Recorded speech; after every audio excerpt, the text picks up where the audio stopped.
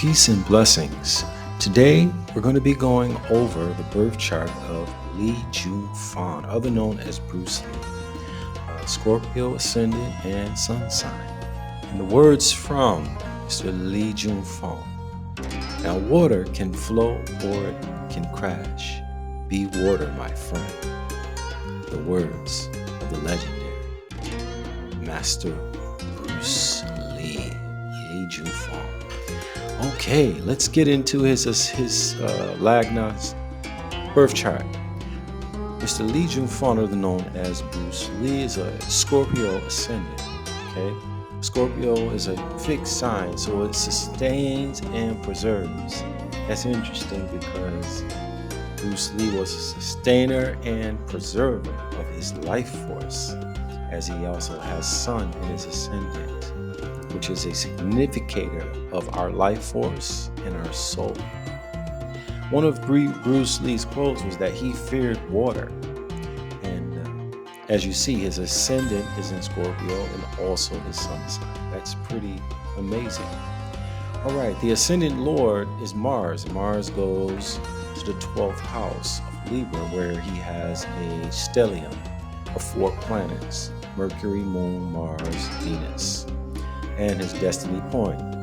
That's interesting that the 12th house is a house of losses, a house of dreams, hidden enemies, hidden talents. Okay, and here he also has Venus in her own sign, which creates a Viparit Raj Yoga, which is a reversal of loss and fortune. Mr. Lee also became very famous because of the sun sitting in his ascendant. Leo, the sun governs his 10th house, which is Leo. This is how he was able to get a lot of notoriety, a lot of fame very quick. So again, he has the stellium in the 12th house, which makes him extremely creative. He had a career in acting as well. Okay, let's talk about the demise and transition of Lee Jun Fan, other known as Bruce. On the day of July 20th, 1973, Lee Jun Fan transitioned untimely.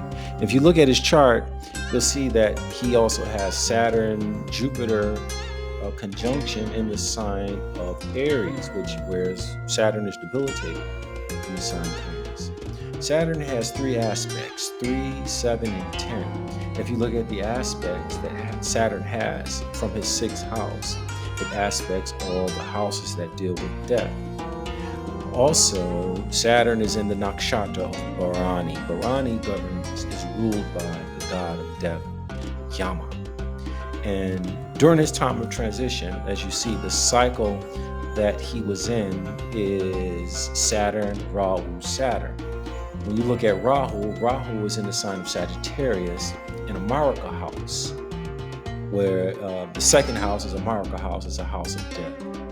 And it's ruled by Jupiter, which also makes Jupiter a Maraka planet, meaning that he has 2 planets that govern death, sitting in his 6th house of enemies. Okay, and when Saturn throws its 3rd aspect to the 8th house, he has Saturn and Ketu transiting there, which is crystallization of a situation from a past life. So this could tell you there was past life karma that took place here. But with Rahu in the 2nd house, this is about an assassin, someone that could have been possibly poisoned.